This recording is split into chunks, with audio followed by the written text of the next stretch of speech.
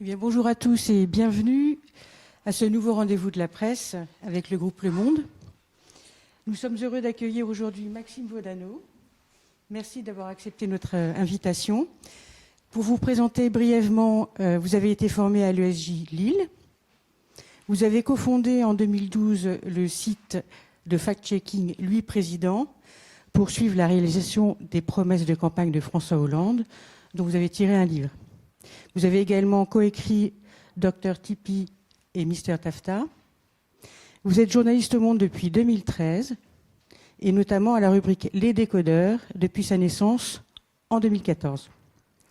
Depuis 2021, vous coordonnez même son pôle enquête spécialisé dans les enquêtes collaboratives, open source et basées sur les données. Mordu de nouveaux formats, vous passez beaucoup de temps à manipuler les données et à coder. Vous êtes toujours à la recherche de nouvelles manières de raconter l'actu. Ce qui ne vous empêche pas de former des étudiants en journalisme ou des professionnels au code, au fact-checking, au data-journalisme et à l'enquête sur le web. Aujourd'hui, nous sommes venus vous entendre expliquer comment on traite de grands dossiers explosifs comme les Cum-Cum, Paradise Papers, Panama Papers, etc.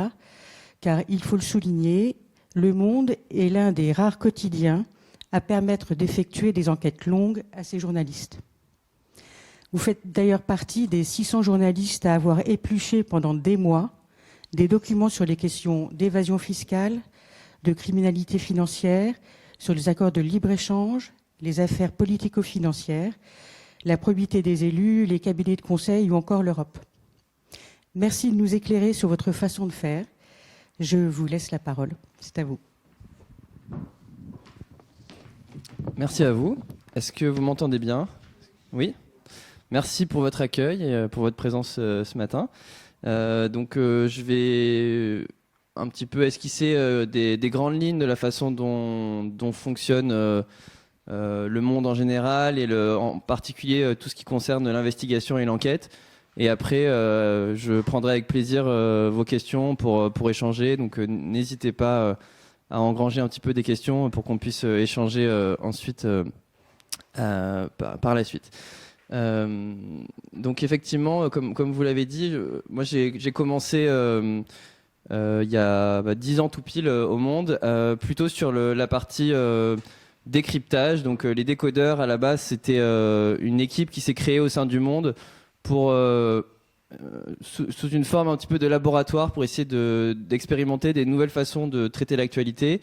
Donc c'était beaucoup basé sur ce qu'on appelait le fact-checking, donc c'est-à-dire se dire que énormément d'informations circulaient, de chiffres étaient avancés dans les médias, notamment par les responsables politiques, et on voyait ces chiffres passer sans forcément être en mesure de savoir s'ils étaient exacts ou pas.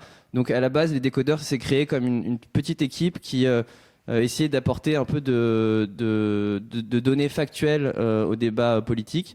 Après, ça s'est considérablement élargi à d'autres façons de faire, d'autres thématiques, d'autres ambitions.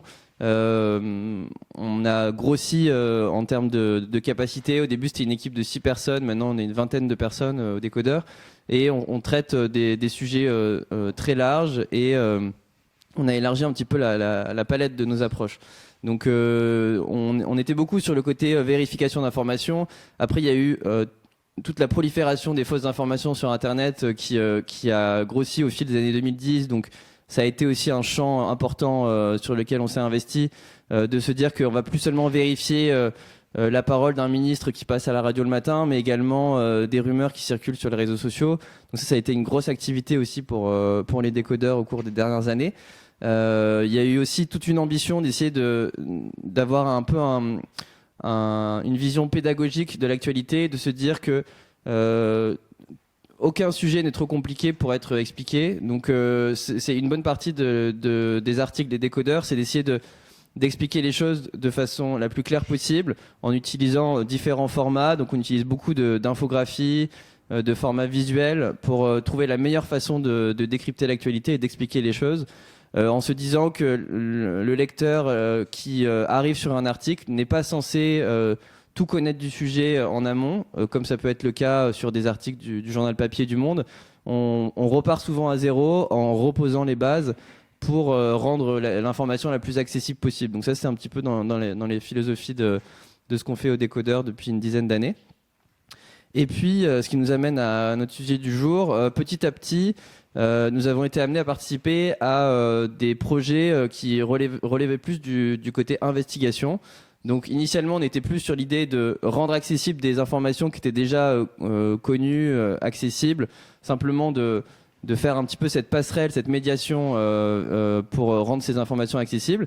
Et on a élargi un petit peu notre palette en disant qu'on va essayer de révéler également des informations qui ne sont pas connues jusqu'à présent. Donc ça s'est fait un petit peu par accident, c'est-à-dire que on a été plusieurs de l'équipe amenés à travailler sur plusieurs enquêtes un peu hors normes, à commencer par les Panama Papers en 2015-2016. Donc l'idée, c'est qu'en fait, il y a un lanceur d'alerte qui a réussi à récupérer une grande quantité d'informations, on va dire un disque dur avec 12 millions de documents à l'intérieur, qui contenaient des informations confidentielles sur les paradis fiscaux, qui provenaient en fait d'un cabinet d'avocats qui exerçait au Panama en particulier, et qui contenait des informations dont on n'avait jamais eu connaissance et même qu'on n'avait jamais pu imaginer sur comment fonctionnent les paradis fiscaux, qui les utilise.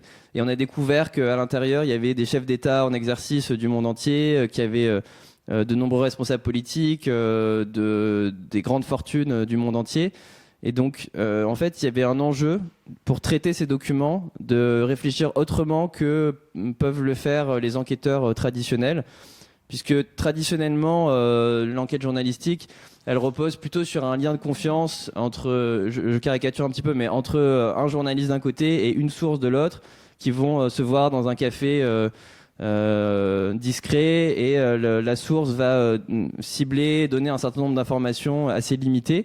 Là, on est dans une configuration assez différente, où il y a un lanceur d'alerte qui s'adresse à un consortium de journalistes. Donc c'est un consortium qui est aux États-Unis, qui s'appelle le Consortium international des journalistes d'investigation, qui est habitué à traiter ce genre d'affaires. Donc il s'adresse à eux en disant: j'ai ces données-là, il y a 12 millions de documents, je n'ai pas forcément regardé tout ce qu'il y avait à l'intérieur, mais je suis persuadé qu'il y a des choses à trouver. Et donc il ne va pas forcément pointer du doigt telle ou telle problématique. Il va juste nous faire confiance pour explorer ces documents-là et essayer d'en tirer ce qui est intéressant du point de vue de l'intérêt public. Et là, il faut s'organiser autrement, puisque explorer 12 millions de documents, ça prend du temps. Donc à la base, les journalistes qui avaient reçu les données au départ sont 2 journalistes allemands qui se sont rapidement rendus à l'évidence que ça allait être impossible pour eux d'éplucher tout seuls 12 millions de documents. Donc ils se sont adressés à ce consortium plus large. Et donc, à la fin, on était plus de 400 journalistes du monde entier à travailler sur ces documents, en se répartissant un petit peu les documents, notamment en fonction des pays. Par exemple, nous, l'équipe française, on s'occupait de tout ce qui relevait de la France ou des documents qui étaient écrits en français. Les Allemands faisaient pareil avec les dossiers allemands. Et cette organisation-là nous a permis de balayer un petit peu ces documents-là, et à la fin d'en sortir des dizaines et des dizaines d'articles qu'on n'aurait pas pu, dont on n'aurait même pas pu imaginer le contenu en travaillant tout seul dessus. Donc ça a vraiment été un point de bascule, à la fois pour moi personnellement, pour Le Monde en tant qu'organe de presse français, et même pour le journalisme international, puisque c'était une des enquêtes qui a mobilisé le plus de journalistes, qui a marqué aussi les esprits, non seulement par ce qu'elle a révélé, mais également par les méthodes qui ont été utilisées, de travailler comme ça en commun, en abandonnant toute notion de concurrence qui est traditionnellement très prégnante entre médias. C'était peu imaginable jusqu'il y a quelques années de se dire que plusieurs médias pouvaient travailler main dans la main en abandonnant la course au scoop et en se disant on va travailler ensemble pour révéler ces informations-là, on va tous publier le même jour, et peu importe si on se fait de la concurrence.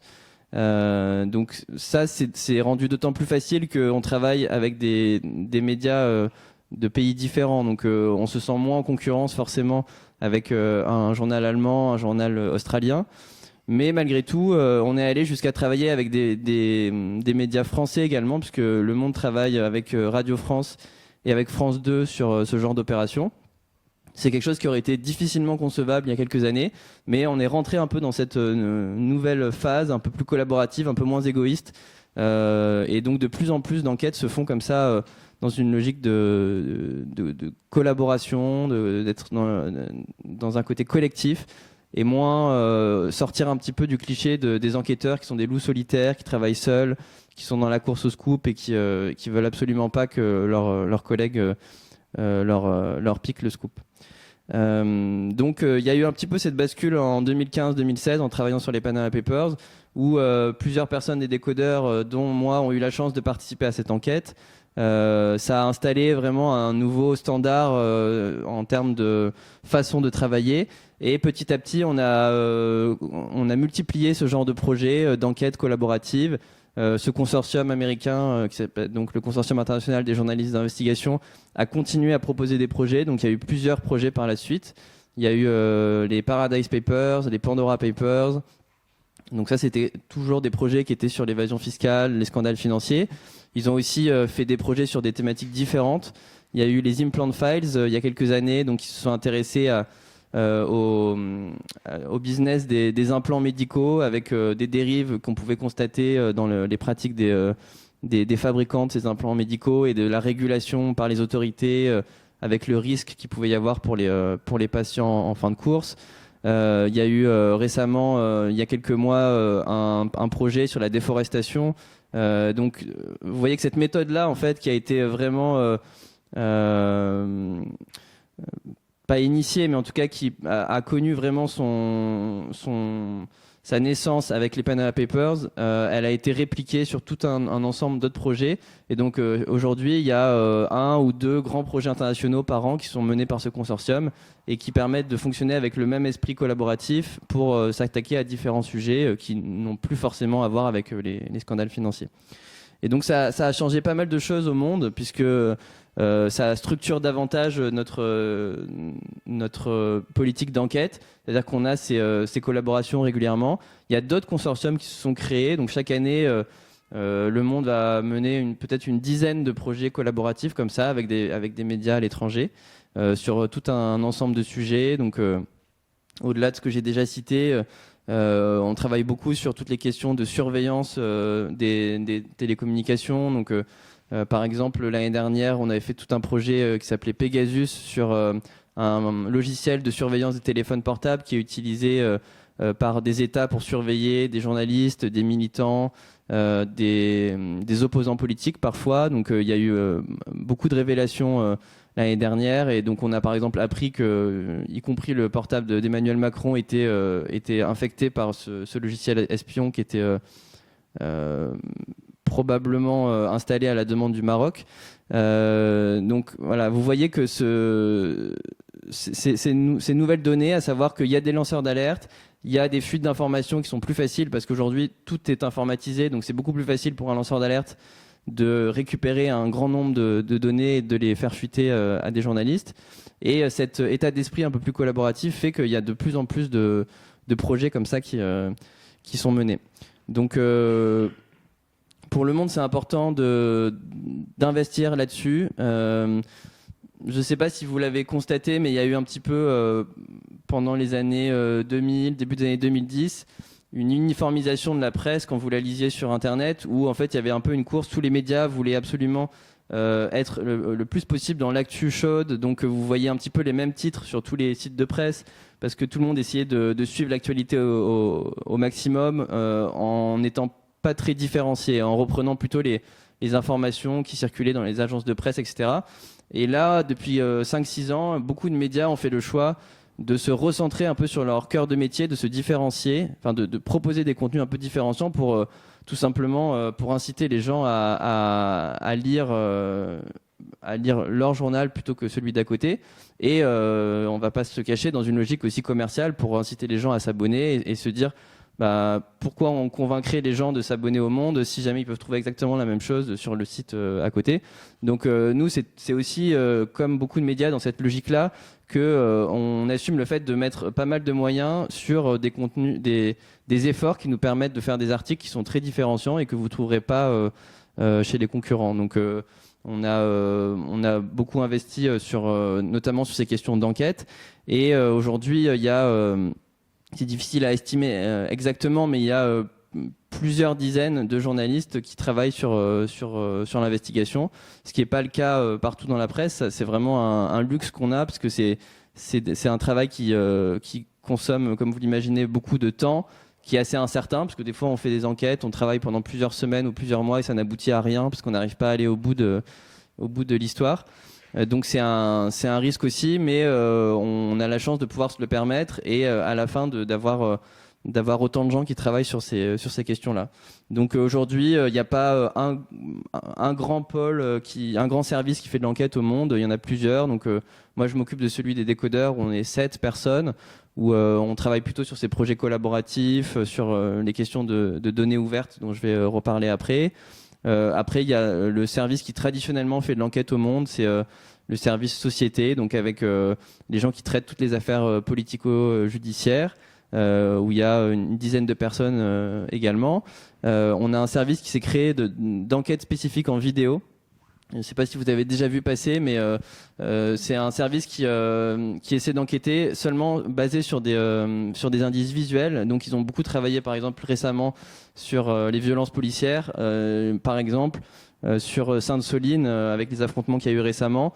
La démarche est de récupérer toutes les vidéos qui ont été filmées et postées sur les réseaux sociaux ce jour-là et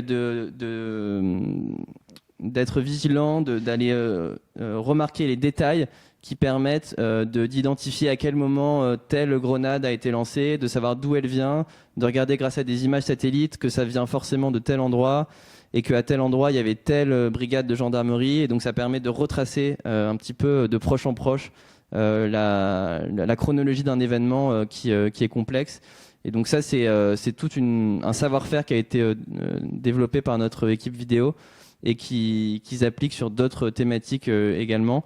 Mais je vous invite à aller regarder sur la chaîne vidéo du Monde. Il y a plein d'enquêtes comme ça qui sont faites.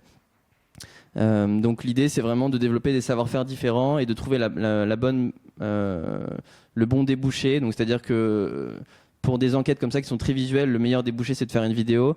Pour des enquêtes qui sont plus financières ou plus basées sur les données ouvertes, comme on peut le faire dans mon service, ça va plus prendre la forme d'articles classiques qu'il y a dans le journal ou sur le site internet. Donc, sur la dimension internationale dont je vous parlais, donc je vous ai parlé du Consortium international des journalistes d'investigation. Donc ça, c'est vraiment la grosse machinerie où il y a généralement 400-500 journalistes par projet. Ça peut être assez lourd parce que du coup, comment on fonctionne, puisqu'on est tous dans des pays différents, on fait des visios comme on peut le faire dans d'autres contextes, où on est parfois 200 sur la même visio. Donc c'est assez lourd à organiser. Il y a besoin d'un peu une structure centrale qui fait un petit peu la tour de contrôle. Mais du coup, en parallèle de ces grosses machines de collaboration, nous, on a développé pas mal de collaborations beaucoup plus légères avec quelques partenaires. Donc on va travailler seulement avec un journal allemand avec qui on a confiance pour travailler sur un sujet très précis, ou alors on fait une collaboration avec 5 ou 6 journaux avec qui on aime bien travailler. Donc il y a tout cet ensemble cette gradation de collaboration avec d'un côté les grandes machines et de l'autre un peu cette habitude qui s'est installée de se dire que dès qu'un sujet mérite d'avoir un double regard minimum, on peut s'adresser à nos collègues qu'on connaît et pour leur dire là je tombe un petit peu sur une impasse dans mon enquête, est-ce que tu pourrais aller regarder si en Italie il n'y aurait pas des informations intéressantes, ou alors j'ai besoin d'informations sur telle personne en Espagne mais j'ai pas les contacts, est-ce que tu pourrais m'aider? Donc on est vraiment de plus en plus dans cette logique là, ce qui vraiment nous sert, et c'est un peu du donnant-donnant, parce qu'à l'inverse après les collègues espagnols et italiens n'hésitent pas à venir nous demander des informations.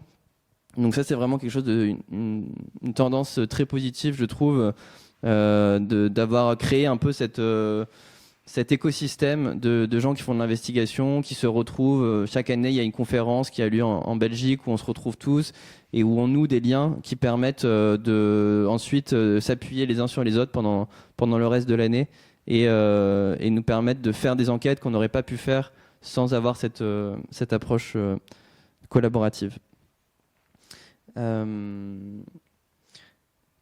Ensuite, je voulais revenir sur la question quand on travaille sur des fuites de données, donc on appelle ça les leaks. Donc ça peut être ce que je vous disais sur les Panama Papers. Donc c'est ce lanceur d'alerte qui a récupéré des documents à l'intérieur d'un cabinet d'avocats et qui les a donnés à la presse. Il y a de plus en plus d'enquêtes qui sont basées sur ces fuites de données.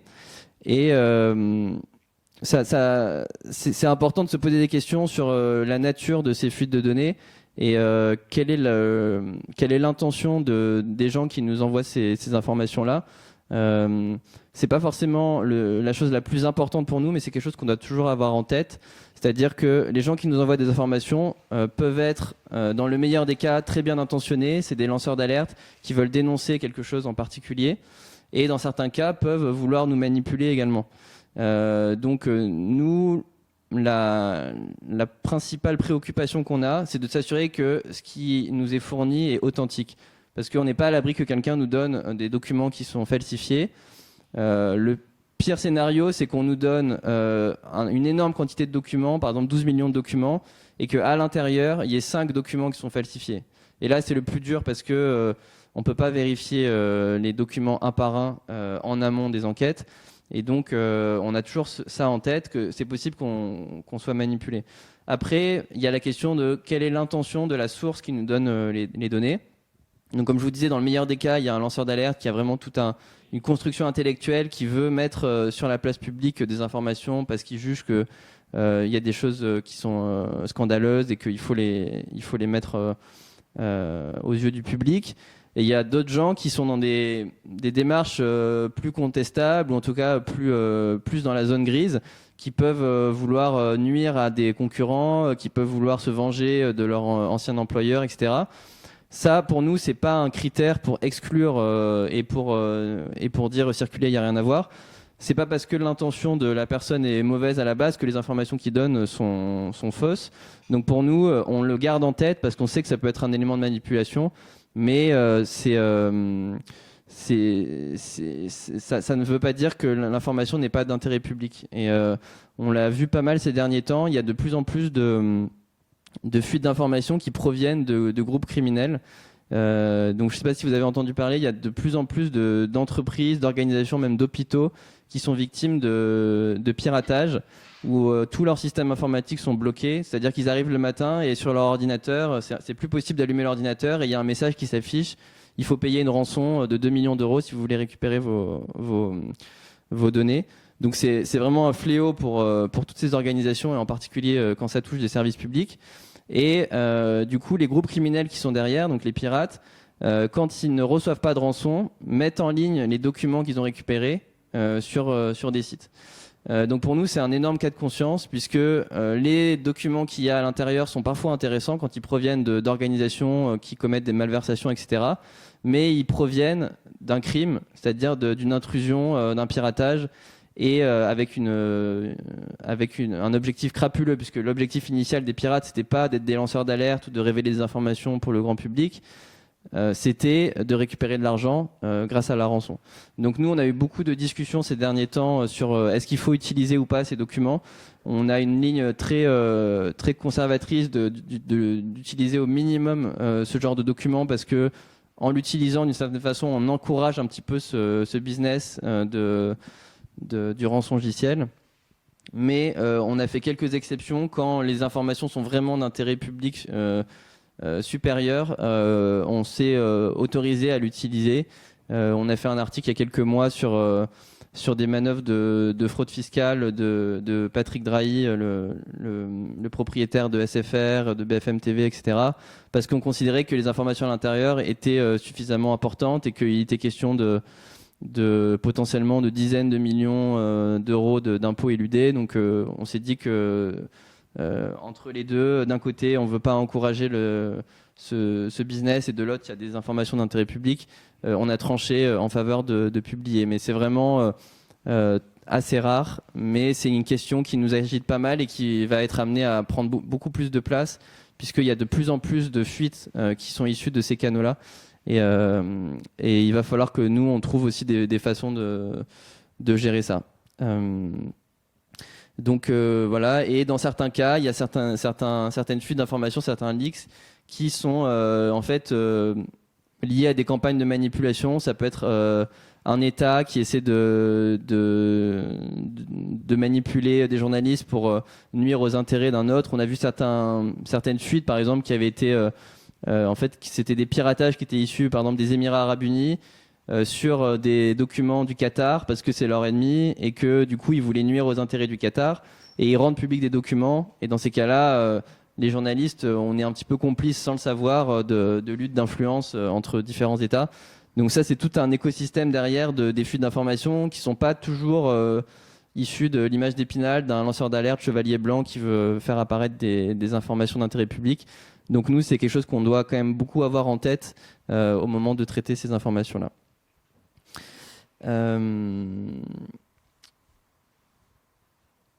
dernier point que je voulais aborder, c'est la question des sources ouvertes. Donc, l'idée des sources ouvertes, c'est de se dire que traditionnellement, les journalistes d'enquête se basent sur des sources fermées, c'est-à-dire des choses qui ne sont pas accessibles normalement au grand public et auxquelles ils ont accès grâce à un lien de confiance avec une personne. Donc ça va être ce que je vous disais tout à l'heure, on se rencontre dans un café avec une source qui nous donne un document secret. Ça va être quelqu'un qui témoigne de façon anonyme pour dénoncer une malversation dans une entreprise, etc. Ça, c'est une source fermée, c'est-à-dire que personne ne peut y avoir accès, sauf a priori le journaliste. Et de plus en plus, c'est assez paradoxal, mais le journalisme d'investigation se base sur des choses qui sont juste devant notre nez, accessibles au grand public, mais juste que personne ne voit. En fait, ça c'est lié encore une fois à l'informatisation de la société et au fait qu'il y a de plus en plus d'informations qui sont disponibles en ligne. Il faut juste savoir comment les chercher. Et toutes ces informations-là, elles peuvent être, quand on les met les unes avec les autres, quand on fait le bon travail de recoupement, elles peuvent à la fin donner des informations qui font la base d'une enquête journalistique. Donc ce que je vous disais par exemple sur les enquêtes vidéo sur les violences policières, c'est exactement ça. C'est-à-dire que c'est plein de vidéos qui ont été prises à Sainte-Soline par des gens qui étaient là, qui, prises individuellement, ne disent rien, mais quand on les combine les unes aux autres, que dans la première vidéo, on voit un gendarme qui lance une grenade, et dans la deuxième vidéo, on voit un manifestant qui prend la grenade dans la tête. Si vous avez arrivé à reconstituer la trajectoire complète de la grenade et de vous apercevoir qu'elle a été tirée de façon horizontale, ce qui est interdit normalement dans les règles d'engagement des forces de l'ordre, plutôt que d'être tirée en cloche, et ben en reconstituant la trajectoire de la grenade grâce à 3 vidéos différentes, vous arrivez à prouver que le gendarme a agi contre la doctrine initiale et qu'il y a un problème et que potentiellement il peut y avoir des conséquences derrière. Donc l'idée, c'est vraiment de prendre des informations qui sont déjà accessibles là sous nos yeux et de les mettre ensemble, de les faire se parler et de les recouper pour sortir des informations. Donc il y a la question des vidéos sur les réseaux sociaux. De façon plus générale, sur les réseaux sociaux, on trouve énormément de choses, de gens qui laissent des indices. Donc nous, quand on travaille sur des personnages sulfureux, par exemple, qui sont impliqués dans des scandales financiers, on peut utiliser parfois les réseaux sociaux et les indices qu'ils laissent pour savoir à quel endroit ils sont, qui ils connaissent, est-ce qu'ils ont posté une photo sur leur yacht avec telle ou telle personne, ce qui prouve qu'ils se connaissent, etc. Donc il y a tout ce genre d'indices. Et après, de façon un peu plus terre à terre, il y a énormément d'informations qui sont accessibles parce qu'il y a de plus en plus de registres qui existent. Donc il y a le registre du commerce qui existe depuis très longtemps en France, mais qui maintenant est accessible de façon ouverte sur Internet. Vous pouvez trouver toutes les sociétés françaises qui appartiennent à des gens. Et en fait, rien qu'en allant sur ces registres-là, on peut trouver énormément d'informations. Par exemple, dans le contexte de la guerre en Ukraine, on a fait beaucoup d'articles sur les propriétés des oligarques russes en France. Et rien qu'avec ces registres publics, on a pu retracer que tel oligarque était propriétaire de telle société, de telle SCI par exemple, qui elle-même était propriétaire d'une villa sur la Côte d'Azur. Ça, c'est que des informations qui, prises individuellement, sont publiques. Vous pouvez vous connecter sur Internet et y accéder. Et juste l'enjeu, c'est de savoir comment les articuler et créer un peu le lien qui va vous permettre de faire l'article à la fin. Donc ça, c'est vraiment un exemple très basique, mais nous, ce qu'on fait, c'est qu'on agrège plein de ces informations publiques pour les mettre ensemble et pour faire des recherches quand on veut faire des recherches sur le patrimoine de telle personne, on peut facilement trouver la liste des sociétés qui lui appartiennent et ensuite des biens immobiliers qui appartiennent derrière. Donc voilà, ça c'est tout un ensemble de sources ouvertes qui aujourd'hui sont très utiles. Je vous donne un autre exemple. Il y a un de mes collègues l'été dernier qui a fait un article qui prouvait que l'entreprise Total avait financé indirectement l'effort de guerre en Russie, enfin de la Russie en Ukraine, parce qu'officiellement ils avaient coupé les approvisionnements en pétrole directement auprès de l'armée russe, mais grâce à un travail qui a été fait par un de mes collègues avec une ONG qui s'est basé sur des données publiques de transport de marchandises, ils ont réussi à retracer le trajet d'une marchandise, donc d'une cargaison de pétrole qui avait été livrée en passant par plusieurs villes en Russie et qui s'était retrouvée sur le front en Ukraine et donc qui avait permis de faire du carburant pour les avions de chasse russes. Et en fait, ils ont réussi à retracer le trajet entre la raffinerie de Total à tel endroit en Russie et la base militaire où l'avion russe a décollé grâce au kérosène qui avait été fourni. Ça, c'est vraiment également en se basant sur des sources ouvertes. Donc il faut savoir où chercher, bien entendu, il faut savoir interpréter ces données-là. Mais cette enquête a fait grand bruit, elle a conduit Total à cesser une partie de ses activités en Russie à la suite de ça. Elle peut potentiellement avoir des conséquences judiciaires également, parce que Total pourrait être accusé de complicité dans l'effort de guerre russe. Et cette enquête-là, elle est basée en grande partie sur des données ouvertes. Donc tout simplement des déclarations commerciales de telle marchandise est passée de tel endroit à tel endroit à tel moment.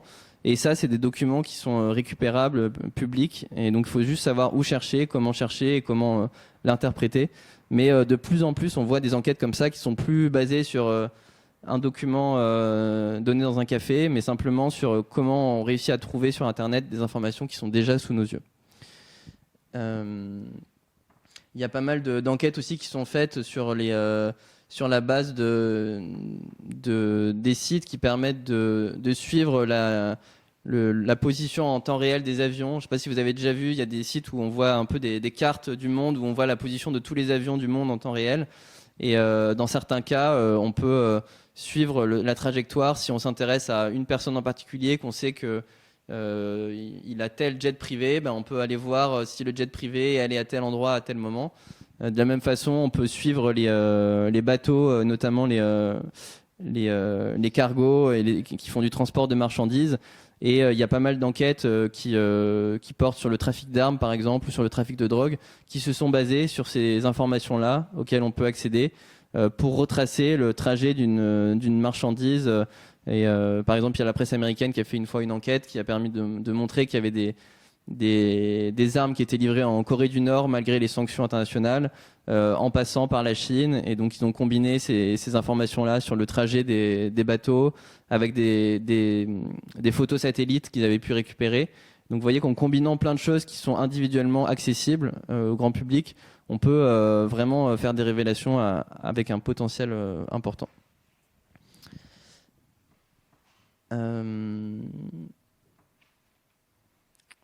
Voilà, je crois que j'ai à peu près terminé. Je vais juste vous parler, parce que vous avez évoqué l'affaire des Koum. C'est une des dernières affaires sur lesquelles on a été amené à écrire, donc je vais juste en dire deux mots. Donc c'est une affaire assez complexe de fraude fiscale, sur laquelle nous on a commencé à travailler il y a 5 ans. Donc c'est vraiment un exemple typique de plus-value du fait de travailler avec des collègues à l'étranger. Pour faire simple, c'est des techniques qui sont utilisées par des traders pour dans le meilleur des cas, ne pas payer les impôts sur les dividendes. Donc quand les personnes qui ont des actions en bourse reçoivent des dividendes, normalement ils doivent payer un impôt de 15% à peu près. Et donc c'est des techniques qui permettent de créer tellement de confusion aux yeux du fisc que le fisc ne sait même plus que vous êtes propriétaire des actions et vous évitez de payer l'impôt sur les dividendes. Et dans le pire des cas, il y a des gens qui avaient réussi à trouver un système encore plus sophistiqué et encore plus rotor pour se faire rembourser un impôt qu'ils n'avaient pas payé. Donc en fait, ils gagnaient de l'argent plutôt que de ne pas payer d'impôt. Donc ça a été un énorme scandale en Allemagne. C'est quelque chose dont on n'avait pas du tout entendu parler, nous, en France. Et un jour, on a été contactés par des collègues allemands avec qui on travaillait et qui nous ont dit, nous, on travaille sur ça depuis des années, c'est un énorme scandale en Allemagne, mais on a envie de monter un projet européen pour essayer de voir si ce phénomène-là se retrouve dans d'autres pays. Est-ce que le scandale que nous, on a constaté en Allemagne ne serait pas finalement un scandale européen, voire mondial?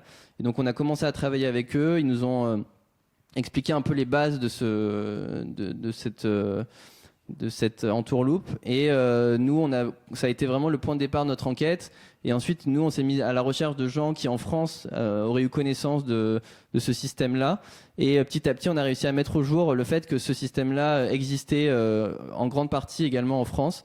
Donc pas dans la version la plus abusive que je viens de décrire où vous récupérez de l'argent, mais dans la version on paye pas du tout d'impôts. Et on s'est aperçu que c'était quelque chose de généralisé, qu'en fait depuis des décennies en France, personne ne payait l'impôt sur les dividendes et que personne s'en était jamais occupé, que même l'administration fiscale ne s'en émeuvait pas tant que ça. Et donc on avait décrit ce système-là en 2018.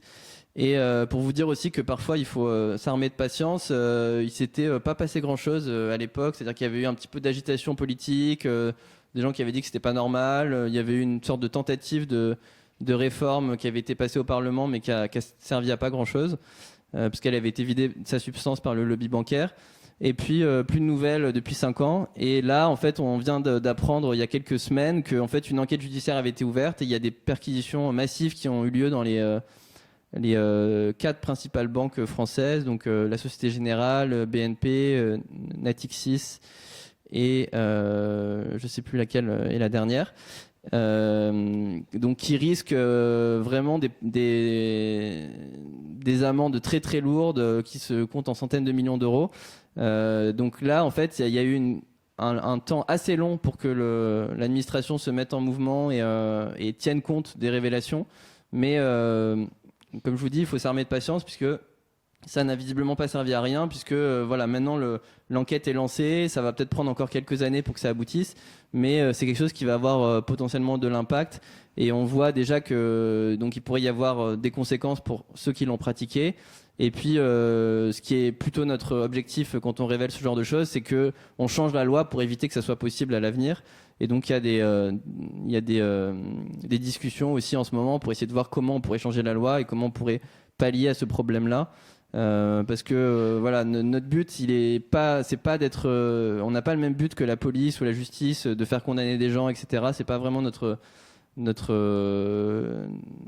priorité ou notre problème. Mais nous, c'est plutôt quand on révèle des problèmes comme ça, c'est de faire en sorte d'identifier qu'est-ce qui a permis que ça soit possible pour corriger ces failles-là et faire en sorte que ça ne soit plus possible à l'avenir. Donc c'est vraiment notre leitmotiv dans ce genre d'enquête, d'essayer d'identifier les failles comme ça. Et la meilleure récompense, c'est quand il y a des conséquences comme ça et quand on s'aperçoit que ça a servi à quelque chose de publier. Et, par exemple, pour revenir donc au début sur les Panama Papers, quand on en parle autour de nous, on a souvent un peu de défaitisme, les gens qui nous disent mais en fait c'était bien, vous ayez révélé ça mais ça n'a servi à rien, etc. Et en fait non, quand on suit les choses d'assez près, les Panama Papers, ça a eu vraiment un impact énorme en termes de régulation financière, de transparence. Aujourd'hui les règles sont plus du tout les mêmes qu'elles étaient à l'époque. Et c'est pas que grâce aux Panama Papers, mais ça a joué un grand rôle. Les législateurs qui ont changé la loi le reconnaissent. Donc pour nous, c'est vraiment la meilleure récompense quand il y a des conséquences comme ça, même s'il faut attendre 5 ou 10 ans pour qu'elles arrivent.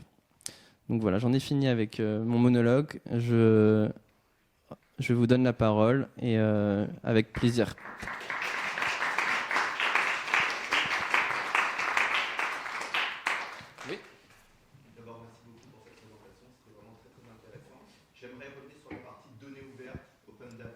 je voulais savoir, est-ce qu'il n'y avait pas un endroit où les données étaient centralisées? Parce qu'en fait, si c'est disséminé un peu partout, c'est difficile pour le grand public de pouvoir accéder à ces données. Et on ne pourrait pas imaginer un truc un peu analogue à DataGouv, par exemple, mais qui serait orienté pour ces données-là, avec parce que bon, ce qui est important aussi dans les données, c'est de savoir ce qu'il y a dedans, quoi. Donc les métadonnées qui correspondent à ces informations. Alors, il n'y a pas, à ma connaissance, d'endroits très centralisés. Nous, on essaie, dans nos outils internes, de construire ça. C'est-à-dire qu'on a, depuis 2-3 ans, on construit un outil interne qui est une sorte qui ressemble un peu à un Google interne, mais qui agrège toutes ces données-là. Donc, de plus en plus, nous, on se facilite la tâche en ayant quelque chose qui ressemble à ça. C'est-à-dire que on a agrégé tous les registres, les fuites de données, les leaks, etc. Et on a juste à taper le nom d'une personne ou d'une société, et on a déjà pas mal de choses qui remontent. Alors là, pour le coup, pour des raisons de confidentialité et concurrentielle, c'est pas quelque chose qu'on peut rendre accessible au grand public, malheureusement. Après, il y a pas mal d'initiatives qui sont prises par des associations pour arriver à quelque chose qui ressemble à ce que vous décrivez. Il n'y a pas de grand registre central, mais il y a pas mal de sites qui mettent en ligne des catalogues de ressources qui listent des endroits où vous pouvez trouver des informations et qui sont assez bien organisés en disant je cherche des informations sur un avion, voilà sur quel site je peux aller, je cherche des informations sur une société, voilà où je peux aller. Je vous invite à regarder, il y a plusieurs organisations qui agrègent un petit peu et qui font des tutos là-dessus. En France, il y a une association qui s'appelle Open Facto, qui est vraiment un peu pionnière sur ces questions-là de sources ouvertes, qui a mis en ligne des tutoriels sur son site, qui organise régulièrement des rencontres également de formation. Et après, la référence mondiale, c'est un site qui s'appelle Bellingcat, qui est un site qui est très actif, notamment actuellement sur la guerre en Ukraine, pour documenter les différents événements qui sont très très forts, pour remonter un petit peu le fil des informations. C'est un peu presque des médecins légistes de l'information. Et eux-mêmes, ils mettent en place pas mal d'outils sur leur site. Vous pouvez retrouver des listes de ressources. Et ils ont un document qu'ils mettent à jour régulièrement qui s'appelle je sais plus comment ça s'appelle, mais la liste des outils OSINT. Donc OSINT, c'est recherche en source ouverte. Et donc en allant sur leur site, vous pouvez assez facilement retrouver ce document-là. Et c'est un document qui est tenu à jour en temps réel, qui liste plein de sites, catégorie par catégorie. Vous pouvez trouver ces informations-là. Donc il y a un onglet sur les bateaux, un onglet sur les avions, un onglet sur les sociétés. Et donc ça, c'est vraiment une des sources les plus importantes qui agrègent toutes ces informations-là. Vous avez fait allusion effectivement à des enquêtes qui mettent en jeu des compétences financières, comptables, juridiques. Est-ce qu'en fait ça tend à faire évoluer les formations des journalistes sur ces sujets-là? Est-ce que vous faites appel à des acteurs externes? Et par ailleurs, j'avais une petite question. Est-ce que vous êtes en contact avec Tracfin? Alors sur les compétences, c'est vrai que toutes ces enquêtes-là, notamment financières, sont très très éloignées du profil classique des journalistes qui sont traditionnellement très littéraires. On entend très souvent, y compris au Monde, des gens qui disent les maths c'est pas pour moi, les chiffres c'est pas pour moi, etc. Dans les profils d'enquête comme les miens ou dans l'équipe dans laquelle je travaille, on est sur des profils un peu plus scientifiques et un peu moins rebutés par les chiffres, on va dire. C'est pas forcément entré énormément dans les formations de journalistes. C'est un peu plus qu'avant. Il y a des petites journées de sensibilisation, des petites formations, mais c'est quand même pas énorme. C'est plus en fait de l'auto-formation entre journalistes et notamment grâce aux collègues internationaux. En fait, il y en a qui sont très en avance et qui du coup vont beaucoup nous aider. Moi, quand je suis arrivé sur les Panama Papers, par exemple, j'avais très peu de connaissances là-dessus et ça m'a permis de m'auto-former auprès de gens qui connaissaient déjà très bien ce sujet-là. Mais je reste complètement néophyte. J'ai pas du tout des compétences d'expert comptable pour lire des comptes aussi bien qu'un professionnel. Donc on est un peu en recherche permanente de compétences par rapport à ça. Et bien sûr, du coup, on s'appuie sur des experts quand ça devient trop complexe pour nous éclairer sur ces choses-là. La difficulté, c'est qu'il y a des sujets sur lesquels les experts sont très peu nombreux et souvent ils sont du mauvais côté de la barrière, c'est-à-dire qu'ils sont du côté des entreprises ou des acteurs qui sont la cible des enquêtes, donc leur intérêt à parler est quand même limité. Donc tout l'enjeu, c'est soit de les convaincre, soit de trouver des gens qui ont quitté ces organisations-là, mais qui ont encore ces compétences-là pour pouvoir nous aider. Et après, sur votre question sur Tracfin, disons que ça soit Tracfin ou les autorités judiciaires, les magistrats, la police, etc., on peut avoir des contacts. On travaille pas main dans la main parce que c'est pas notre déontologie et on essaie de maintenir vraiment une séparation importante, même si on travaille sur les mêmes sujets, qu'on a les mêmes acteurs en ligne de mire. Nous, notre objectif, c'est pas de mettre des gens derrière les barreaux ou d'établir des responsabilités pénales. Hein. Des fois, on fait des articles sur des choses qui sont pas illégales, mais qui nous semblent relever de problématiques quand même. Donc c'est toute la question sur la fraude fiscale et l'optimisation fiscale. On nous renvoie souvent à la figure mais pourquoi vous parlez de ça alors que c'est légal? Nous, c'est pas forcément notre seul critère. Nous, on parle de choses qui sont légales, mais de pourquoi c'est légal, en fait, voilà, il y a peut-être un problème aussi autour de ça. Et donc, tout ça pour revenir sur les contacts qu'on peut avoir. Oui, on peut avoir des contacts avec Tracfin comme avec d'autres autorités, mais plus pour des échanges sur des généralités, on va dire, pour constater un peu des tendances globales sur la criminalité, par exemple. Mais on va pas forcément échanger sur des dossiers particuliers parce que eux, c'est pas dans leur intérêt, nous, c'est pas dans notre intérêt. Et nous, on s'attache à ne pas donner d'informations à des acteurs, que ce soit les autorités ou autres, qu'on ne publie pas dans les articles. Donc on peut discuter d'un article qu'on a déjà publié pour expliciter auprès de quelqu'un, mais on ne va pas garder une information qu'on ne met pas dans un article et la donner seulement aux autorités, ça non. Vous pouvez rappeler ce que c'est que Tracfin? Ouais, Tracfin, c'est une cellule de renseignement financier donc, qui est rattachée au ministère de l'économie. Et c'est un peu la vigie en France sur la question financière.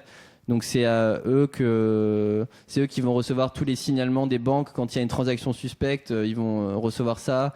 La plupart des enquêtes financières en fait prennent leur source chez Tracfin parce que c'est eux qui ont vraiment accès à tout. Ils peuvent avoir accès à tous les comptes en banque des gens en France. Ils peuvent faire des demandes à l'étranger. C'est un peu l'équivalent de la DGSI, donc des renseignements, mais pour tout ce qui est financier. Dans le Monde d'hier soir, on parlait d'un lanceur d'alerte qui va en prison.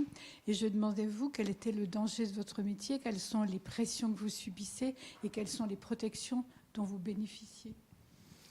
Alors, malheureusement, les lanceurs d'alerte sont moins protégés que les journalistes. En fait, il y a plusieurs choses. Il y a une question de lanceur d'alerte contre journalistes, enfin par rapport aux journalistes, et la question de dans quel pays on exerce aussi. En France, on a une législation qui est très protectrice des journalistes, donc on pose souvent la question est-ce que vous vous sentez en danger, est-ce que vous avez des pressions, etc. Globalement non, parce que on a une législation qui est protectrice. On a, contrairement au Royaume-Uni par exemple, où nos collègues sont souvent confrontés à des problèmes parce qu'ils ont des injonctions judiciaires pour leur empêcher de publier des articles, parce que le droit est beaucoup plus protecteur des gens qui sont mis en cause que des journalistes. Nous, globalement, en France, c'est beaucoup mieux de ce point de vue-là. Et puis le contexte global, politique, fait qu'il y a, sauf cas extrême, très peu de menaces physiques contre les journalistes. Ce qui, bien sûr, n'est pas le cas dans d'autres pays, que ce soit en Amérique du Sud, en Inde, en Asie. Il y a eu régulièrement ces dernières années des menaces, voire des assassinats de journalistes. Hein. Donc je minimise pas de ce point de vue-là, c'est juste qu'on est relativement bien lotis en France. La problématique, elle est différente pour les lanceurs d'alerte, c'est-à-dire c'est les gens qui vont prendre le risque, qui vont prendre sur eux de nous transmettre des informations, de révéler des choses, et qui souvent sont moins bien protégés que nous. Donc il y a eu des évolutions ces dernières années, il y a eu des lois qui ont été mises en place pour protéger davantage les lanceurs d'alerte, mais malgré tout ça reste un métier, entre guillemets, une activité risquée d'être lanceur d'alerte. Et il y a eu plusieurs lanceurs d'alerte ces dernières années qui ont vécu des années d'enfer parce qu'ils ont été harcelés de procédures par leur ancien employeur, etc. Donc là récemment il y a eu une décision qui a été plutôt favorable sur le lanceur d'alerte de l'époque des LuxLeaks. Donc c'était ce projet il y a quelques années qui a montré l'ampleur de l'évasion fiscale qui était pratiquée au Luxembourg. Et donc ça a été fait grâce à 2 lanceurs d'alerte, donc Antoine Deltour et Raphaël Allais, qui s'étaient adressés à un journaliste de France 2 et qui lui avaient transmis des documents confidentiels. Et leur employeur les avait attaqués en justice et ça a été des années d'enfer pour eux. Et ils ont été jusqu'à la Cour européenne des droits de l'homme. Et là, récemment, l'un des deux a eu gain de cause et on a reconnu qu'il était un lanceur d'alerte et qu'il était protégé. Donc l'histoire se finit bien, mais ça a été des années très difficiles pour lui. Donc ça reste un risque, y compris en Europe et y compris en France, d'être un lanceur d'alerte. Malgré tout, nous, quand on est confronté, quand on est en contact avec des lanceurs d'alerte, on essaie de tout mettre en œuvre pour éviter que ça se passe mal pour eux. Donc la meilleure façon de le faire, c'est de faire en sorte qu'ils restent dans l'ombre, c'est-à-dire que personne ne connaisse leur identité. C'est l'option souvent qu'on choisit. Si c'est possible, techniquement, on essaie de faire ça parce que ça permet d'éviter d'attirer l'attention sur eux. Mais malgré tout, même quand on fait ça, il peut y avoir des enquêtes qui les identifient quand même et ils peuvent être retrouvés par leur employeur qui arrive à faire des recoupements et qui arrive à dire c'est forcément cette personne-là. Donc ça peut être quand même dangereux pour eux. Et il y a une autre technique qui existe, c'est plutôt de rentrer directement dans la lumière pour se protéger. Et là, on avait plutôt eu ce cas-là l'année dernière. On avait fait une enquête qui s'appelait les Uber Files, donc qui portait sur toutes les techniques de l'entreprise Uber, donc qui fait les VTC, pour s'implanter en France. Et donc ils avaient utilisé des méthodes assez musclées de lobbying, d'inciter à la violence, etc. Et donc il y a l'ancien lobbyiste de Uber en Europe qui a été pris de remords l'année dernière et qui s'est adressé à des journalistes pour expliquer en fait ça et pour faire la lumière sur ce qui s'était passé et ce qu'il avait fait lui-même. Et donc il a donné toutes ses archives personnelles, ses téléphones, ses ordinateurs à un groupe de journalistes dont on faisait partie. Et on a pu raconter un petit peu cette période-là grâce à ses archives à lui. Et donc il savait que ça le mettait dans une situation très compliquée, que Uber allait rapidement l'identifier et allait l'attaquer en justice. Et donc lui, il a fait le choix de sortir du bois très rapidement en disant c'est moi qui suis le lanceur d'alerte. Si vous voulez m'attaquer, attaquez-moi, mais je vais utiliser l'opinion publique comme rempart. Et donc ça, c'est 2 choix qui sont faits. Ça peut être soit rester dans l'ombre, soit essayer d'aller dans la lumière directement pour bénéficier un peu de la protection de l'opinion publique. Donc cette personne, il s'appelle Mark McGann, c'est un Britannique. Et aujourd'hui, il est auditionné à l'Assemblée nationale, etc. Et sa logique, c'est de dire je vais être protégé par ça, parce que je suis auditionné, parce qu'on reconnaît l'importance de ce que j'ai fait. Donc c'est deux techniques assez fondamentalement opposées qui peuvent être faites. Et en général, on en discute avec les lanceurs d'alerte avant de publier les articles pour savoir qu'est-ce qui est le mieux pour eux et comment ils peuvent faire. Mais dans certains cas, ça reste une vie gâchée pour les lanceurs d'alerte. Quand vous voyez Edward Snowden, par exemple, qui a révélé sur l'ampleur de la surveillance aux États-Unis, il a été obligé de s'exiler en Russie et il remettra peut-être jamais les pieds dans son pays natal. Donc c'est vraiment des choix qui sont forts et qui sont beaucoup plus impactants et beaucoup plus définitifs que nous, en tant que journalistes. Nous, on fait une enquête, on passe à autre chose. C'est rare qu'on ait des problèmes derrière. Pour des lanceurs d'alerte, c'est très différent. C'est un petit point de détail, mais quelle est l'histoire qui a mené à la découverte de la fraude fiscale de Patrick Drahi, le démarrage criminel ou délictueux, ça a commencé comment et ça a fini Alors déjà pour le contexte, c'est un sujet qui n'était pas totalement inconnu pour nous. Ça fait plusieurs années qu'on voyait passer des choses dans d'autres enquêtes sur Patrick Drahi, sur la façon dont il a organisé son empire, etc.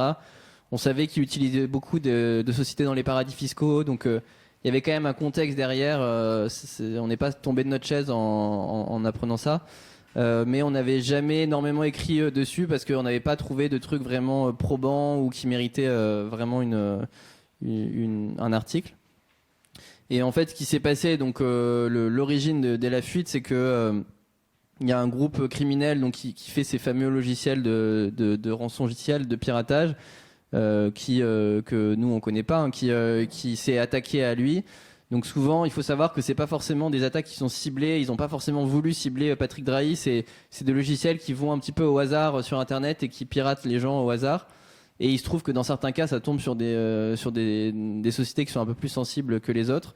Et donc toute sa société en fait a été paralysée par ce logiciel. Donc c'est la société qui gère toutes ces affaires au Luxembourg.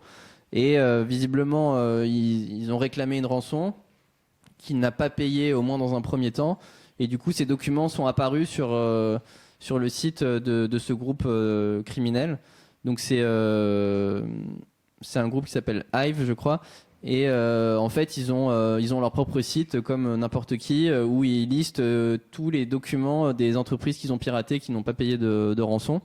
Et donc nous, on nous a alertés en nous disant, regardez, il y a les documents d'Altis qui sont disponibles sur ce site.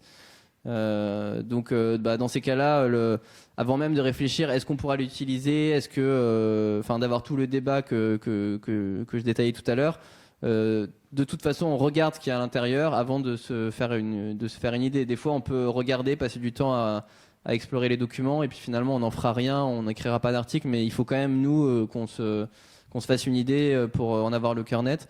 Et dans ces cas-là, on récupère, on trouve un moyen de récupérer les documents et de regarder à l'intérieur.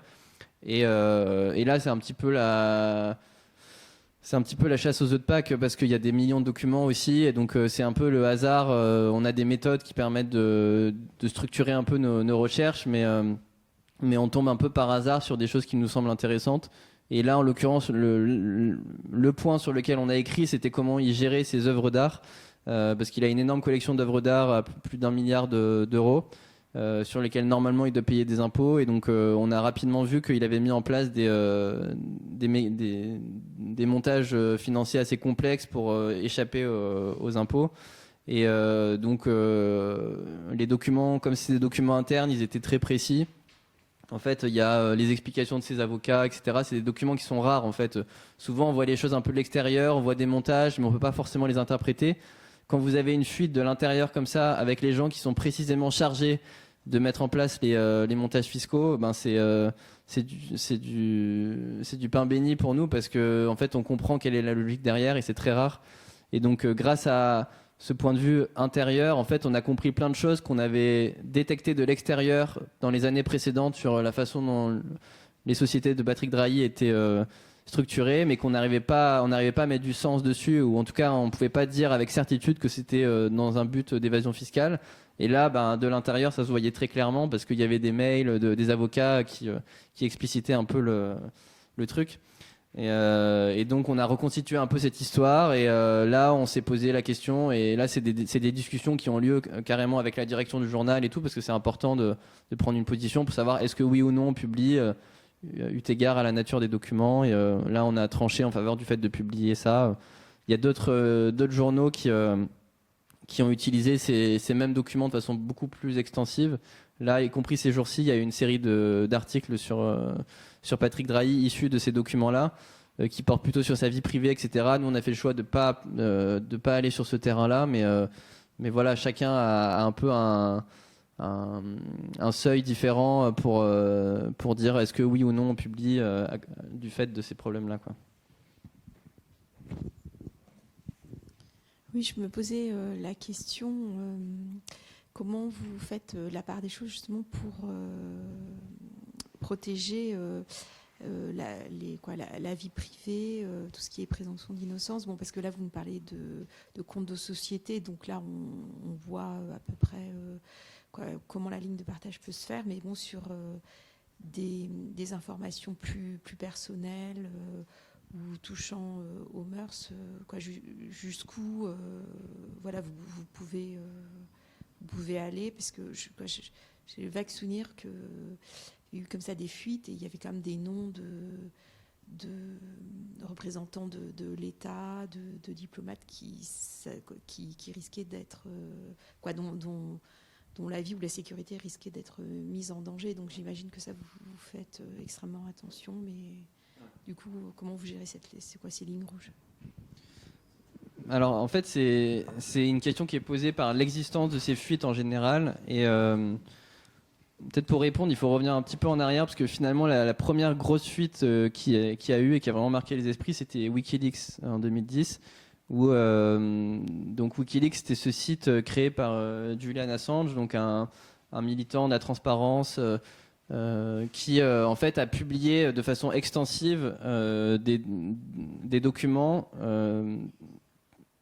une fuite de câbles diplomatiques américains. Donc toutes ces notes qui sont écrites par les diplomates américains, il les a publiées de façon extensive sur Wikileaks. Et sans faire un traitement journalistique. Le but, c'est de le mettre à disposition. Nous, quand on traite une fuite d'informations, un leak, on ne va pas mettre... disons que la source nous transmet 12 millions de documents. On ne va pas publier les 12 millions de documents. On va travailler pendant 6 mois, 1 an, trouver des histoires qui nous paraissent d'intérêt public et publier des articles en mettant éventuellement un petit extrait du document, mais de façon... on ne va jamais publier l'intégralité des documents. Et si jamais on doit publier certains documents, on fait en sorte d'enlever les informations personnelles qui ne sont pas forcément d'intérêt public, etc. Et de toute façon, on fait un tri parce qu'effectivement, dans des fuites comme ça, il y a plein d'informations personnelles qui sont pas très intéressantes pour le grand public.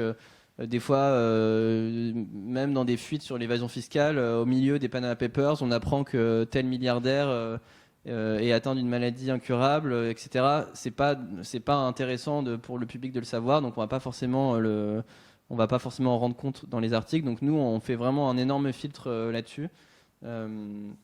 Après, il y a la question de est-ce que même on mentionne certains noms. Donc ça, c'est une question qu'on nous pose souvent parce que dans chaque fuite d'informations, chaque scandale financier, on va publier le nom de tel milliardaire qui a fait de la fraude fiscale, etc. Et on peut nous reprocher de dire mais pourquoi vous mettez des noms en pâture, vous pouvez dénoncer le système en général de la fraude fiscale, mais pourquoi vous avez besoin de mettre des noms? Donc nous, on est assez sélectif sur les noms qu'on publie parce que vous voyez par exemple sur les Panama Papers, il y avait à peu près 1 millier de noms de Français qui étaient à l'intérieur. On en a publié peut-être une quinzaine.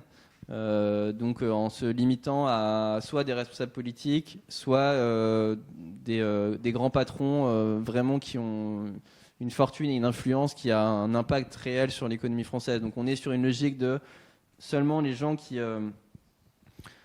ont une responsabilité, une place dans la vie publique qui justifie qu'on puisse leur demander des comptes, entre guillemets. Donc on est sur cette logique très sélective. C'est du cas par cas à chaque projet. On se pose la question, est-ce qu'on met tel ou tel nom? Parfois, dans certains articles, on anonymise. On a fait quelques articles sur les Panama Papers, par exemple, où on faisait témoigner les gens qui étaient à l'intérieur pourquoi en fait ils avaient fait de la fraude fiscale. Et comme c'était entre guillemets des petits poissons, c'est-à-dire des gens complètement inconnus qui avaient jamais rien demandé à personne, etc., on n'a pas mis leur nom. Parce que ce qui nous semblait plus intéressant, c'était d'avoir leur parole, mais pas forcément de les pointer du doigt. Donc ça, c'est quelque chose qu'on a vraiment en tête à chaque fois. Après, on peut critiquer chacun des choix individuellement. Parfois, on a peut-être publié un nom qu'on n'aurait pas dû, etc. Quand on travaille avec d'autres médias, par exemple, on travaille avec France 2 et Cache Investigation sur les projets, on fait pas les mêmes choix. Eux, ils vont publier certains noms et ne pas en publier d'autres. Nous, on fait des choix différents. Donc il y a un peu cette question-là. Et après, il y a la question de la présomption d'innocence qui est aussi importante, bien sûr. Disons que on essaie selon le degré de preuve qu'on a issu des documents, on essaie de modérer aussi la tonalité des articles, d'avoir un peu plus de conditionnel ou pas, selon si c'est évident que la personne a fraudé ou s'il y a des indices assez forts. Et la clé, c'est la phase qu'on appelle de confrontation, c'est-à-dire que 1 semaine ou 2 semaines avant la publication de l'article, systématiquement, on va s'adresser à la personne qui est mise en cause en lui faisant une liste de questions assez longue, en lui disant voilà ce qu'on a trouvé dans les documents, on a réussi à le corroborer avec tel et tel témoignage, telle et telle source. Est-ce que vous avez un commentaire là-dessus? Est-ce que c'est vrai? Est-ce que vous pouvez nous expliquer pourquoi vous avez créé cette société au Panama, etc. Donc on a toujours cette phase d'échange de contradictoires qui donne une chance à la personne de se défendre, comme ça peut être un petit peu le cas dans une procédure judiciaire. Donc on donne toujours cette chance-là. Malheureusement, la plupart des gens ne le saisissent pas, ils préfèrent ne pas nous répondre et nous ignorer, ce qui n'est pas forcément une bonne chose pour eux, parce que du coup, leur défense n'apparaît pas dans l'article. Mais pour nous, c'est important de faire ça. Et dans peut-être 1% des cas, ça nous permet d'éviter de commettre une grosse erreur. Et la personne nous dit, bah non, vous vous êtes trompé, c'est un homonyme, c'est pas moi. Enfin, ça peut arriver, c'est ce genre de choses où on n'est pas à l'abri d'une erreur. Ou alors vous avez mal interprété tel document, voilà, où il y a une bonne raison pour avoir créé une société au Panama, ça existe. Donc cette phase-là, elle est hyper importante pour nous et elle permet de limiter la casse. Après, ça n'empêche pas que dans certains cas, les gens s'énervent quand même derrière et qu'ils nous attaquent en justice. Voilà, on a quelques procès derrière nous sur ce genre de choses, mais disons qu'après, la justice, normalement, elle apprécie le fait qu'on a eu cette démarche-là d'être dans l'échange et dans le contradictoire pour donner la possibilité à la personne de s'en expliquer et de respecter un petit peu les droits de la défense, même si on n'est pas dans un truc aussi formel que dans une procédure judiciaire. Donc, quand vous intervenez auprès d'étudiants en journalisme, pour rebondir sur ce que disait Madame, c'est vous qui vous faites un cours sur ces nouvelles pratiques journalistiques ou vous intervenez pour autre chose? J'interviens surtout sur des savoir-faire un peu techniques, sur comment traiter des données, sur comment rechercher des informations en source ouverte, de ce genre de choses. Il y a de plus en plus, c'est assez bien depuis 2-3 ans, des formations qui sont mises en place au sein de certaines écoles de journalisme pour amener les étudiants à travailler sur ce genre d'enquête, donc avec à la fois la dimension travailler longtemps sur un sujet, ce qui est assez inhabituel pour les journalistes qui sont plutôt dans un rythme quotidien, donc où les étudiants vont être libérés pendant 1 mois, 2 mois pour travailler sur un sujet. Il y a la dimension source ouverte, donc de rechercher des informations comme j'ai décrite, et aussi ce qui est très, très récent, de travailler en collaboration avec des pays étrangers. Donc là, il y a 2 programmes qui ont été mis en place dans l'école de journalisme à Lille et à Paris, avec des programmes où des étudiants sont mis en collaboration avec des étudiants à l'étranger. Donc par exemple, l'école de Lille travaille avec une école à Bruxelles, et donc les étudiants travaillent main dans la main pour explorer un sujet souvent qui a trait aux 2 pays, à la France et à la Belgique, ou à la zone transfrontalière. Et il y a l'école de journalisme à Lille, le CFJ, qui a mis en place un programme similaire avec une école en Allemagne et une autre en Suède, je crois, où ils travaillent sur ces sujets-là, ce qui est vraiment très nouveau et ce qui est assez compliqué parce que c'est un savoir-faire qui est très spécifique, de savoir travailler en équipe, à distance.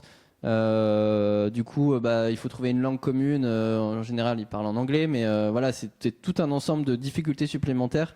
Mais c'est super bien parce qu'il y a cette culture-là qui commence à rentrer dès la formation et qui permet de former un peu les générations futures de journalistes qui vont être un peu sur ces postes-là, alors que jusqu'à présent, c'était quelque chose qui s'est fait de façon très, très organique, un peu sur le tas et un petit peu en désordre. Donc là, je pense que sur le moyen terme, il va y avoir toute une génération de journalistes qui vont être très habitués à ça et qui vont pouvoir travailler de façon plus carrée sur ça, parce qu'il y a pas mal de savoir-faire qui ne relèvent pas du fond de l'enquête, du journalisme, mais de comment on travaille en équipe, qui n'est pas forcément la qualité la mieux partagée dans la profession. Donc ça, c'est vraiment des choses qui sont intéressantes à travailler dès les formations, et ça, c'est une très bonne évolution. Idem pour le codage? Ouais, alors ça, c'est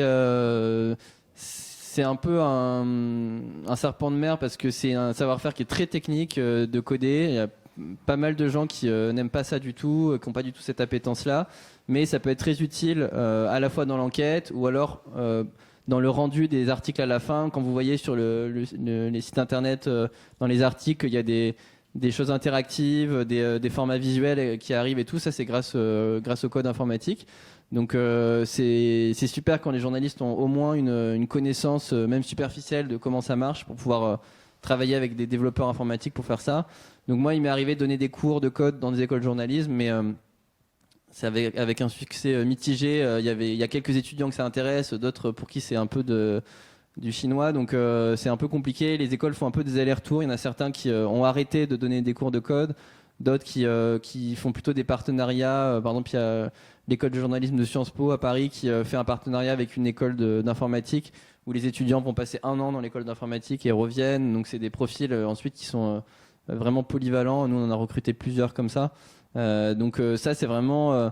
les formations de journalisme, elles se cherchent beaucoup depuis 15-20 ans parce qu'il y a énormément de nouveaux savoir-faire qui apparaissent et des choses qui apparaissent et qui disparaissent parce que c'est un peu des effets de mode, des choses qui s'inscrivent dans la durée. Et donc tout l'enjeu, c'est de réfléchir à quoi ça ressemble une formation de journaliste aujourd'hui. Et pour l'instant, la réponse, elle n'est pas encore totalement arrêtée, mais ils cherchent pas mal. Je voulais juste faire un commentaire sur la méthode de travail. Moi, ça me fait penser beaucoup aux méthodes de travail de scientifiques, de physiciens par exemple, qui collaborent de manière internationale sur des flux de données qui sont énormes, type CERN, et qui ont des outils et qui ont mis en place des outils collaboratifs de travail qui sont maintenant assez optimales. Et peut-être du côté de data journaliste, ça serait intéressant de regarder les outils qui sont développés, qui sont généralement des outils open source et free source, et qui seraient peut-être intéressants pour des journalistes comme vous de pouvoir utiliser. Oui, je pense que vous avez raison. Il y a toute une professionnalisation. Pour l'instant, ça s'est fait de façon très au jour le jour et un peu sur le tas, mais il y a toute une professionnalisation qui va par le fait de s'inspirer d'autres professions qui sont plus en avance là-dessus. Et ça peut passer aussi par... ça me fait penser à... ça reste assez minoritaire, mais il commence à y avoir des collaborations entre journalistes et scientifiques. Récemment, il y a une de mes collègues, Stéphane Aurel, qui a fait tout un travail sur la pollution avec des particules qui s'appellent les PFAS. Donc c'est des particules qu'on retrouve un peu partout, malheureusement dans l'eau du robinet, etc., qui produisent de certains procédés, qui proviennent de certains procédés industriels. Et on a fait un projet en février qui a permis de cartographier la présence de ces PFAS un peu partout en Europe. Et c'est un projet qui a été fait main dans la main avec des scientifiques, c'est-à-dire que c'est les journalistes qui ont fait les recherches, mais avec une sorte de comité scientifique au-dessus qui vérifiait la méthodologie. Et ça, c'est quelque chose de très rare et qui aurait été assez peu imaginable il y a quelques années. Et aussi ces collaborations à travers les crossfield, ils appellent ça, donc à travers les champs professionnels, c'est aussi quelque chose qui est assez prometteur, je pense, pour la suite.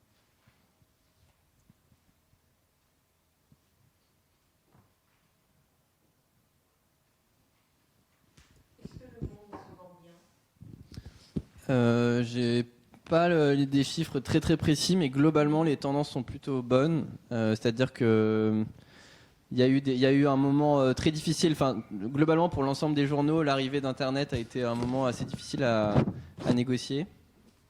Parce qu'on a réussi rapidement à avoir des sites internet qui sont très consultés, avec beaucoup de gens qui viennent, mais beaucoup de mal à monétiser tout ça, puisque c'était pour l'essentiel gratuit. Donc là maintenant, si vous allez sur Le Monde, vous voyez que malheureusement la plupart des articles sont payants. Ce qui pour nous journalistes est un peu navrant, parce qu'on préférerait que nos contenus soient accessibles à tout le monde, mais c'est un peu la nécessité économique. Mais du coup, ce modèle-là, il fonctionne plutôt bien pour nous parce qu'on arrive à avoir. Je crois que maintenant, on a quasiment 500 000 abonnés au total entre le papier et le numérique. Donc, la baisse continue des ventes du papier est largement compensée maintenant par les abonnements sur le numérique. Donc, pour nous, ça se passe plutôt bien. Mais malheureusement, c'est un marché qui est très concentré. C'est-à-dire que nous, on a pris une des premières places du marché. Et il y a un peu une prime aux 2-3 premiers. Et la plupart des journaux qui sont en dessous du top 3 ont énormément de mal à continuer à attirer des lecteurs et à avoir des abonnements, etc. Donc la presse, dans son ensemble, est très fragilisée économiquement, malheureusement. Et elle a été encore plus avec le Covid et là avec l'inflation qui touche pas mal le papier. Donc ça reste nous disons qu'on est plutôt bien lotis, mais c'est quand même enfin moi à titre personnel je suis quand même assez inquiet sur l'état général de la presse parce qu'il y a une grande fragilité. Je vous invite à voir sur notre chaîne YouTube de la Bibliothèque Buffon la rencontre qui a eu lieu avec Gilles Van Cotte, qui est rédacteur en chef du groupe Le Monde et qui parle justement du groupe. D'autres questions ?